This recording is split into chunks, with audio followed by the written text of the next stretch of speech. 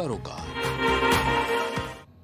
नमस्कार, आप देख रहे हैं प्राइम टीवी। मैं हूं आपके साथ आरती तिवारी। वक्त हो चुका 4 बजे की 4 बड़ी खबरों का, जहां राहुल गांधी इन दिनों अपनी 3 दिवसीय अमेरिकी यात्रा पर हैं। बीते रविवार को वो टेक्सास पहुंचे, जहां भारतीय प्रवासी कार्यक्रम में उन्होंने शिरकत की। भारतीयों से बात करते हुए राहुल गांधी ने फिर कुछ ऐसी बातें बोल दी जिसने बीजेपी को कांग्रेस के खिलाफ हल्ला बोलने का मौका दे दिया। हालांकि राहुल के बयानों में सबसे अहम मुद्दा बेरोजगारी का रहा। दरअसल राहुल गांधी ने यहां चीन की भर भर कर तारीफ की और अमेरिका के सामने दुनिया की नई उभरती नई शक्ति भारत की कमियों को गिनाया है।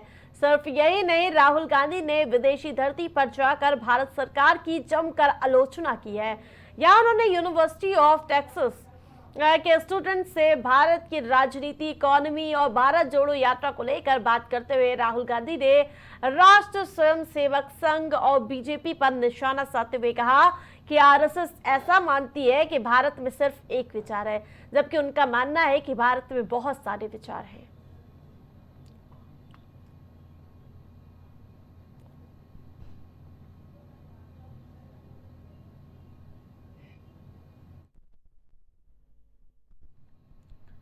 समाजवादी पार्टी अध्यक्ष अखिलेश यादव ने चुनावी तैयारियों को धार देना शुरू कर दिया है। जी हां, इस कार्यक्रम में वो पार्टी नेताओं के साथ लगातार मुलाकात कर रहे हैं। आज अखिलेश यादव ने महाराष्ट्र, बरेली और कानपुर के नेताओं के साथ बैठक बुलाई।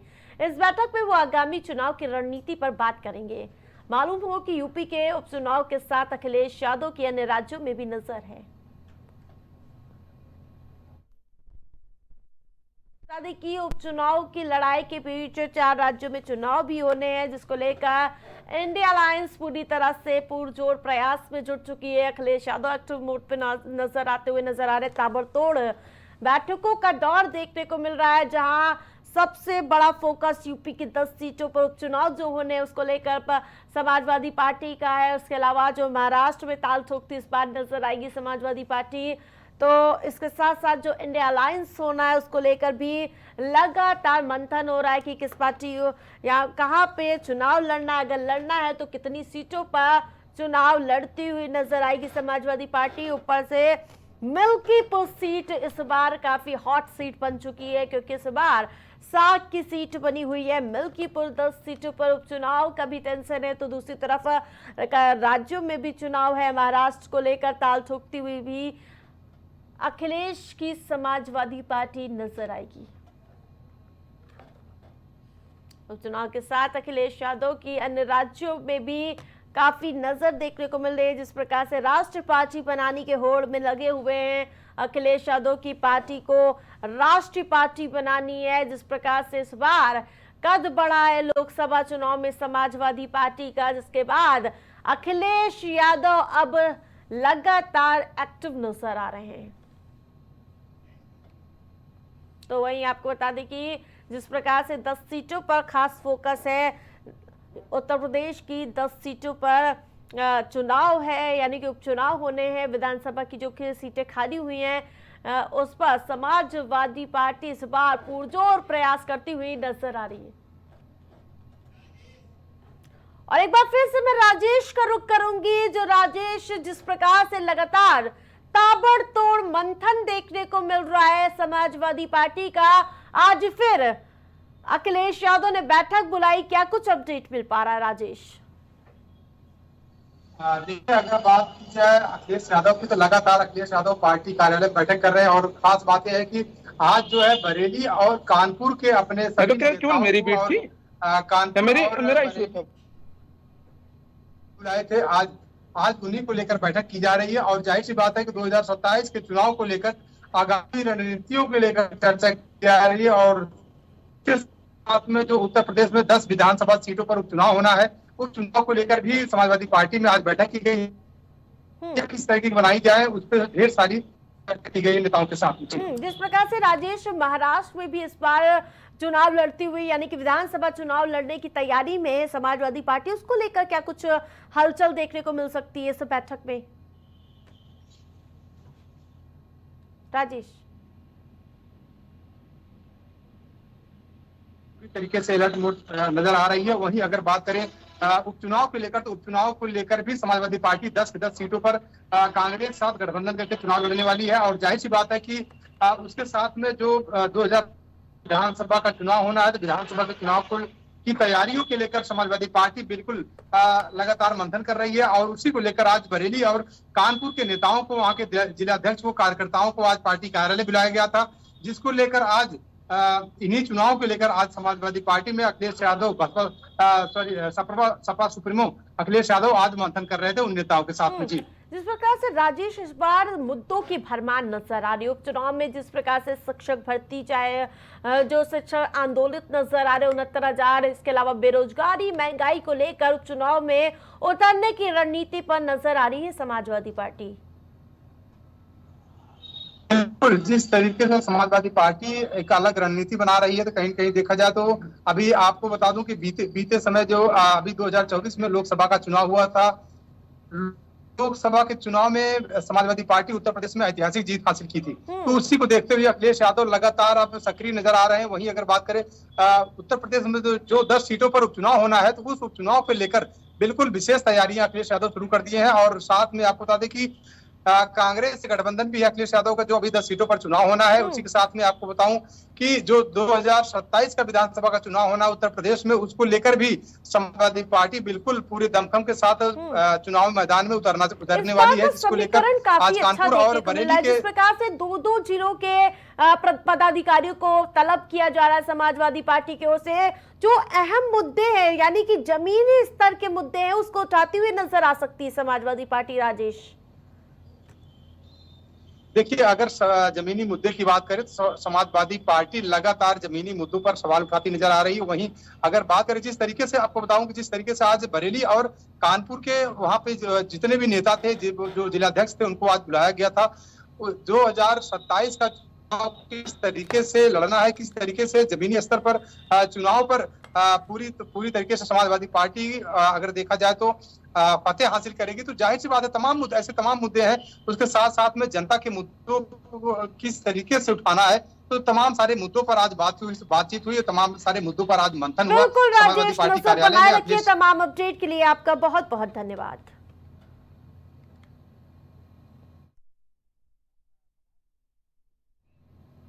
उत्तर प्रदेश के कानपुर में कालिंदी एक्सप्रेस के डिरेल करने की साजिश मामले में जानकारी बड़ी सामने आई है। जी हां, पुलिस जमात और बाहर से कुछ आए लोगों की जांच कर रही है।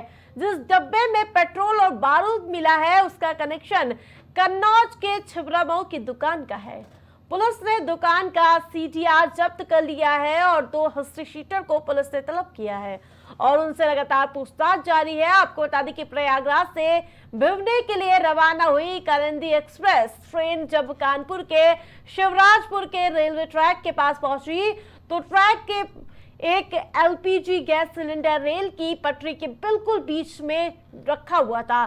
घटना कानपुर सेंट्रल में से महज 3 किलोमीटर दूरी पर थी। तो वहीं ये लाइन बरेली मंडल के अधीन है, लेकिन रात 8:30 बजे यहां से गुजर रही कालिंदी एक्सप्रेस को धमाके से उड़ाने की एक नापाक साजिश रची गई थी और जिसमें रेल के ट्रैक के बीच में एक एलपीजी गैस सिलेंडर के साथ एक कांच की बोतल में ज्वलनशील पदार्थ और सफेद रंग के केमिकल के साथ रखा गया था। आपको बता दें कि वहां से गुजर रही ट्रेन के ड्राइवर ने पटरी पर रखे सिलेंडर को देख इमरजेंसी ब्रेक लगाया, लेकिन रफ्तार होने के चलते ट्रेन के इंजन सिलेंडर से टकरा गया और वो उछलकर दूर गिरा। गनीमत थी कि ट्रेन से टकराने के दौरान सिलेंडर फटा नहीं, वरना रेल की पटरी धमाके से उड़ जाती और इंजन समेत बोगियां पटरी से उतर जाती।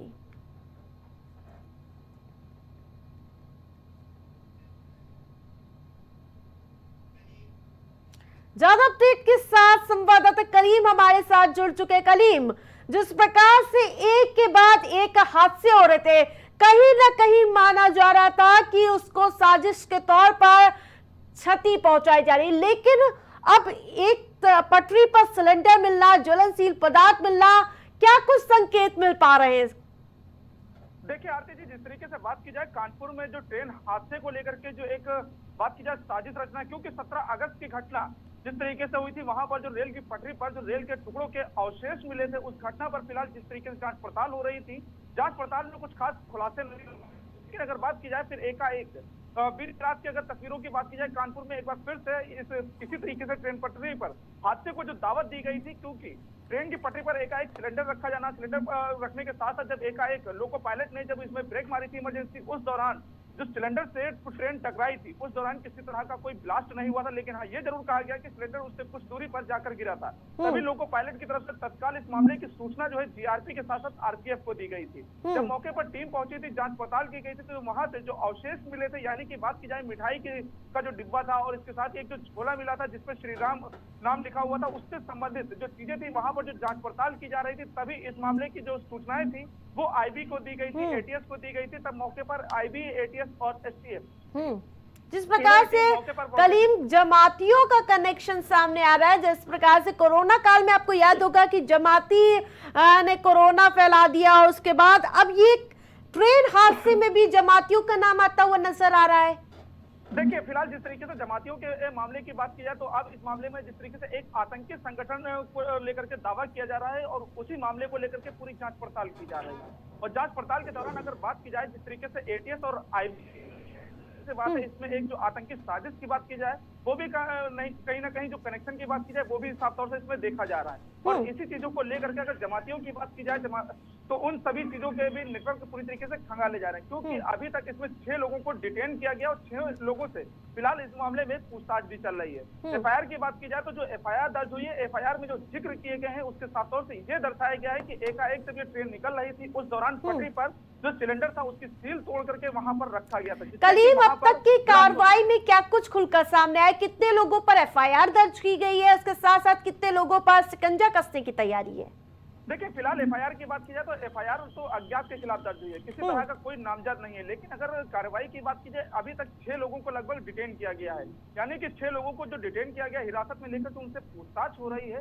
पूछताछ में जो कनेक्शन सामने आते जाएंगे, उन कनेक्शन के आधार पर जो कार्रवाइयां हैं वो फिलहाल अभी देखी जाएंगी। और जमात की तस्वीरों की बात की जाए, तो आसपास के जो जमात आई हुई है, वो जमातें कहाँ रुकी हुई है, उन सभी कनेक्शन को खंगालने का दावा किया जा रहा है। लेकिन अभी फिलहाल जिस तरीके से ये जो जांच पड़ताल की जा रही है, जांच पड़ताल में किसी तरह का कोई भी खुलासा ये नहीं हो पाया है कि आखिर इसके पीछे साजिश क्या रही है और साजिश के पीछे नेटवर्क किसका रहा है, क्योंकि आईबी और एटीएस इस मामले में बारीकी से जांच कर रही है। लगभग 6 टीमें जो बनाई गई है, 6 टीमें अलग अलग डायरेक्शन में काम कर रही है। यानी कि बात की जाए फॉरेंसिक की, स्क्वाड की, तो ये सब अलग अलग दिशा में, यानी कि बिल्कुल कलीम, नजर बनाए रखिए। तमाम अपडेट के लिए आपका बहुत बहुत धन्यवाद।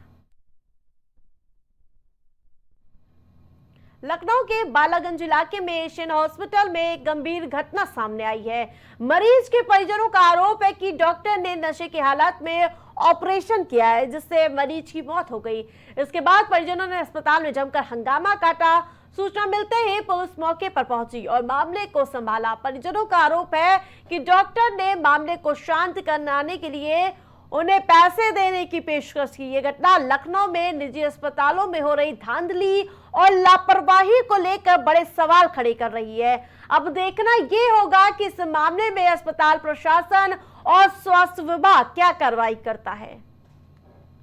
तो आपको बता दें कि जिला अस्पतालों के एक के बाद एक नया कारनामा खुलकर सामने आता है और ये जो ताजा मामला खुलकर सामने आया है और जिसके बाद एक बार फिर से जिला अस्पतालों, निजी अस्पतालों को सवालों के घेरे में लाता हुआ नजर आ रहा है।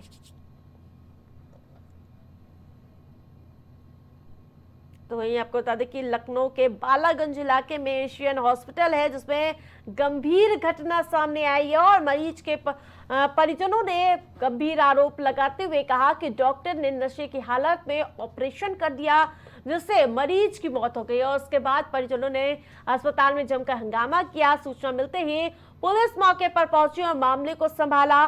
परिजनों का आरोप है कि डॉक्टर ने मामले को शांत कराने के लिए पैसे की पेशकश की और ये घटना लखनऊ में निजी अस्पताल में हो रही धांधली और लापरवाही को उजागर करता हुआ सामने आ रहा है।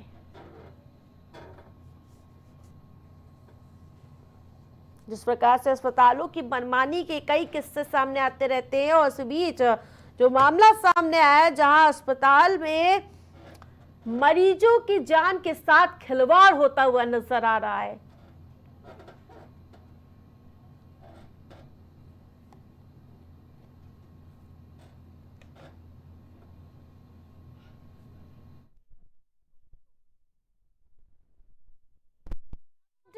संवाददाता उवैस हमारे साथ जुड़ चुके हैं। उवैस, निजी अस्पताल में पहले नशे के हालात में ऑपरेशन कर दिया जाता है और उसके बाद पैसे देकर पूरे मामले को शांत कराने का प्रयास किया जा रहा है। क्या कुछ अपडेट खुलकर सामने आ रही है? जी आरती, देखिए बिल्कुल आपको बता दें कि परिजनों का आरोप है, जिस तरीके से परिजनों का साफ तौर पर उनका पेशेंट था, उसके जो कमर में दर्द था पथरी का, तो साफ तौर पे परिजनों ने यह आरोप जो अस्पताल पे लगाया है, निजी अस्पताल है एशियन बालागंज में, उस पर आरोप ये लगाया है कि जब पहले उन्होंने ये नहीं बताया, परिजनों का आरोप ये है कि पहले उन लोगों ने इस बात का नहीं बताया कि इनकी जो है किडनी निकाल ली गई है। बाद में इन लोगों ने बताया कि इनकी जो है किडनी में प्रॉब्लम थी, किडनी खराब थी, इस वजह से निकाली गई है। कहीं ना कहीं देखा जाए तो ये सवालों के घेरे में तो है अस्पताल, और डॉक्टरों का साफ तौर पे परिजनों ने एक ये भी आरोप लगाया है कि उन्होंने नशे की हालत में जो ऑपरेशन कर दिया है। जिस प्रकार से निजी अस्पतालों पर कई गंभीर आरोप लगते आए हैं, धांधली का आरोप, लापरवाही का आरोप, उसके बीच ये कारनामा खुलकर सामने आता हुआ नजर आ रहा है। अब तक एक्शन क्या कुछ हुआ है मामले में? देखिए, तमाम एक्शन की बात करें तो जो है बड़ी जो पीड़ित है उन लोगों ने तहरीर भी दी है, और एक्शन की बात करें तो अभी पुलिस छानबीन कर रही है, पूछताछ कर रही है। रही बात स्वास्थ्य विभाग की तरफ से अभी तक कोई बयान नहीं आया है इस मामले में कि क्या कुछ मामला था, क्या नहीं था। अभी जांच होगी, जांच में पता चलेगा कि क्या सत्य है, क्या नहीं सत्य है। लेकिन पूरे प्रकरण में जो पीड़ित है, पीड़ित का जो परिवार है, जो उनके अटेंडेंट है, वो साफ तौर पे जो है अस्पताल प्रशासन पे आरोप लगा रहे हैं, और ये गंभीर आरोप है। इस तरीके से जो बड़ी पीड़ित परिवार है, जो परिजन है, हमारे दर्शकों को बताइए कि आखिरकार परिजनों का आरोप क्या है निजी अस्पताल के डॉक्टर पर? देखिए, उनका साफ तौर पे, जैसे कि हमने अभी आपको बताया कि साफ तौर पे उनका आरोप ये है कि उन्होंने नशे की हालत में जो है वो ऑपरेशन कर दिया है, और उनका एक ये भी आरोप है कि पहले नहीं बताया, बाद में बताया कि तुम्हारी किडनी खराब थी और वो इसकी वजह से किडनी जो है निकाल दी गई है। ये सारी बातें जो है वो अभी सवालों के घेरे में है, अभी जांच होगी। बिल्कुल वैसे पूरा अस्पताल सवालों के घेरे पे है, देखना दिलचस्प होगा आखिरकार कार्रवाई क्या होती है। तमाम अपडेट के लिए आपका बहुत बहुत धन्यवाद।